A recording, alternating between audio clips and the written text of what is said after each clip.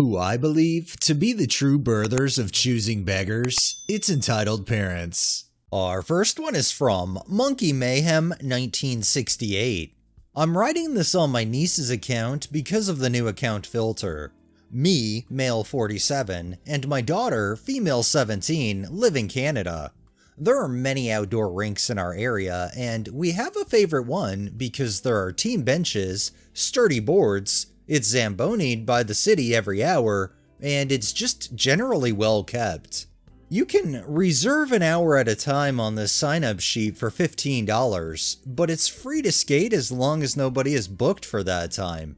My daughter plays a very high level of competitive ice hockey, and she often reserves an hour or two, and invites many of her teammates to this rink for fun so they can play casually.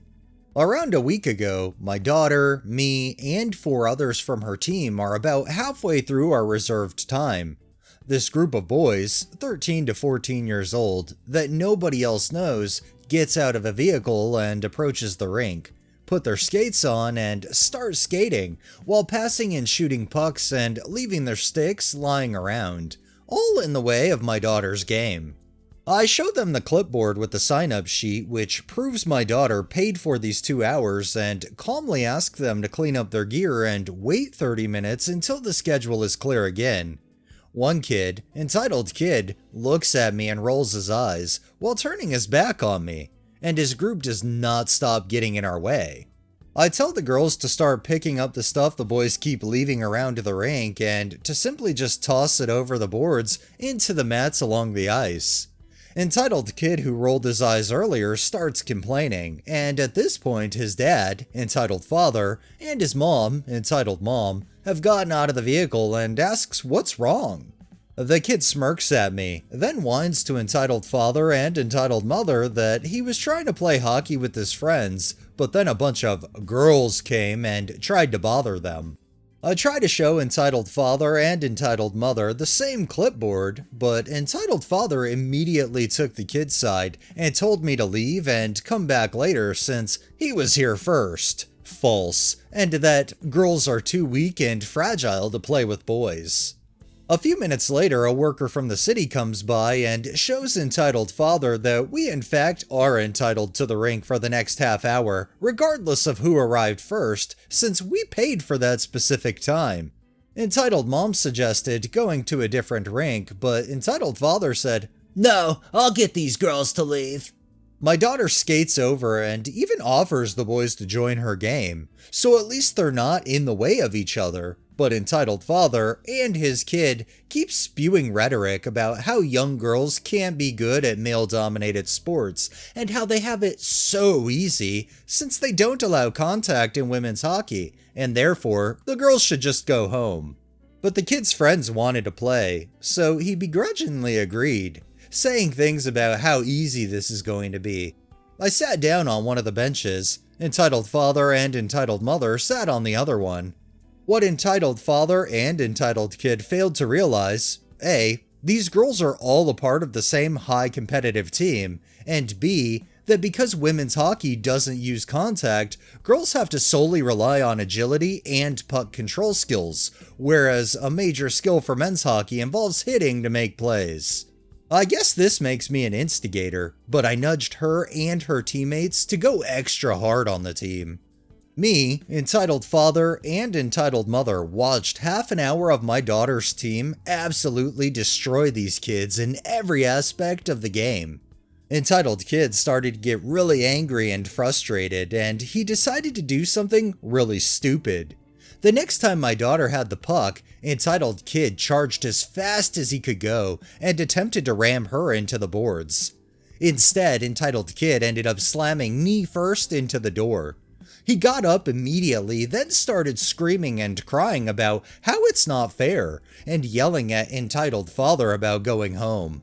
Entitled mother says something about how this is a public rink, and we have the right to be here.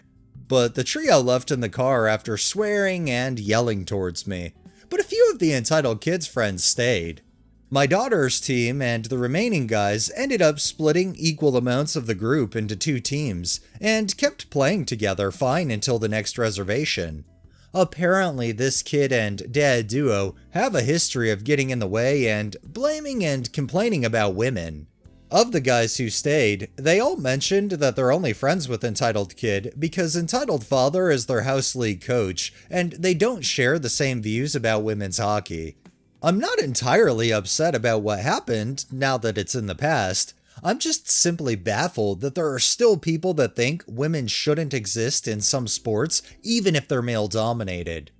Unfortunately, there's always going to be people who hold really shitty attitudes and don't want to think logically in any way, shape, or form. However, I'm glad in this case, Entitled Kid, the father, and the mother all got a real eye-opening. And our final one is by Befriending Local Cats. It is currently 4 a.m. while I'm typing this, and I can't believe that I'm typing this, because this is genuinely insane. Just before we get started, I have to say the obligatory, English is not my first language. Okay, so I, female 19, am the older sister to a really dumb, but well-intentioned kid, male 16, who we'll call Jake for the sake of this story. Today, Jake was supposed to go to a party at a friend's house. It might have been a birthday party, but I'm not entirely sure, and subsequently sleep over. As you know, kids can be dumb, and many were drinking, including Jake's friend. Apparently, birthday boy drank so much he passed out, but that's neither here nor there. Someone's mom came to pick their kid up. This is the entitled mom of the story. As is customary, we'll call her Karen. And so the shit show began. Karen went to get her kid and saw Jake and his friends still at the house. This was around 3:30 a.m., which was way past our curfew. This is relevant, I promise.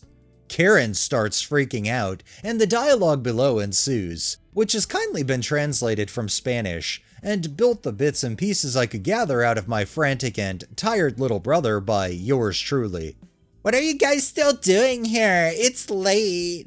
"Oh, hi, Auntie Karen. We're all supposed to sleep over." "Well, it's late. You guys should head home."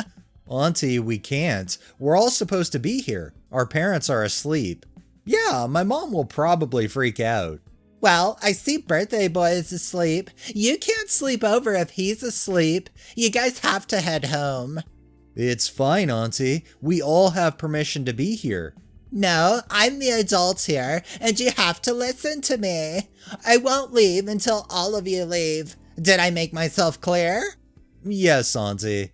So my underage brother and his friends have been effectively kicked out of their friend's house by some crazy auntie who believes she's entitled to do so.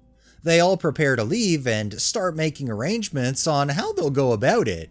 Jake isn't too worried, even if he doesn't have house keys on him at the moment. My dad is a bit of an insomniac and he's usually awake at this time. My dad also trusts him enough with his car keys, so he does have a way to get home. He's getting in his car when suddenly he hears a voice. "Young man, what do you think you're doing?" "Hey, Auntie, I'm driving home." "Well, you can't do that. All of you are obviously drunk and you can't drive. I'm the adult here and you have to listen to me."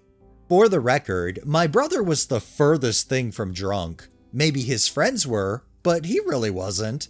Anyways, she keeps trying to argue, but at some point, he decides it's just not worth it, and decides to get a ride with one of his other friends that was also kicked out.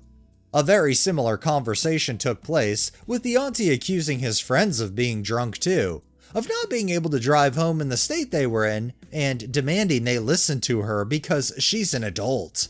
God knows how, but my little brother managed to get home safely. I tried asking him about it, but he was kinda frantic. I assume he got a ride, because walking home at this hour in my city is stupidly dangerous, even for small distances. Anyways, he managed to open the front gate. It can be opened manually since it's broken right now, but he realized the doors were locked, and that Dad was most likely asleep at this point, which would have been unusual if it wasn't for the fact that he had just gotten home from a Christmas party and was probably really tired. Jake decided to call Mom, plus the fact that she's a light sleeper, which was irrelevant here since she didn't pick up. He tried Dad, who also didn't pick up as well. At this point, Jake panics. He doesn't know the landline number, He's running out of battery and decides to throw one last Hail Mary at being able to sleep in a warm bed. He sees my lights still on and calls me. Ash, are you awake? Yeah, what's going on? I need you to open the door. It's locked. Me thinking he had the car and not understanding what's going on. Oh yeah, the gate is broken, remember? You have to open it manually. Wait, why are you coming home so late? Dad's gonna be pissed. No, Ash, you don't understand. It's locked. Just open the door, please. I'll explain in a second. Me still not understanding what in the fresh hell is going on. Wait, we can lock the gate? How is that possible? No, Ash, the gate isn't locked. That's not the problem. The front door is locked and I don't have keys, and the alarm system is on. Can you please disable it so I can come inside? Okay, but if Mom or Dad hears and they're mad, this is on you. I went downstairs, really confused, because he had never gotten home so late. The latest our curfew can be is usually around 2 to 2:30 a.m., and this was almost 4 a.m. As I mentioned, my father is a bit of an insomniac too, so he usually waits for us. Needless to say, I was extremely baffled by the situation, that at least until he explained what happened. Honestly, I'm tired of people doing this. I've been through similar stuff, to be honest. I'll update if anything happens tomorrow, but right now, I need some sleep. Good night, everyone. It's absolutely insane, but I feel like this Karen is the type of Karen that has literally gone through her life the second she hit 18, started asserting adult status upon everybody that she could, regardless of how responsible she was being in the process or not, or rather irresponsible like in this case. Alright, that's enough entitlement for the day. Well, that wraps up this episode of Entitled Parents. If you liked the video, please drop a like, share my content on all of your social media, subscribe if you haven't already, and make sure to hit that bell so you're notified every time I upload. And drop a comment down below. It really helps with the algorithm and helps new people find my channel. Thanks for watching. Thanks to my patrons and super thanks contributors. Have a great day and stay safe out there.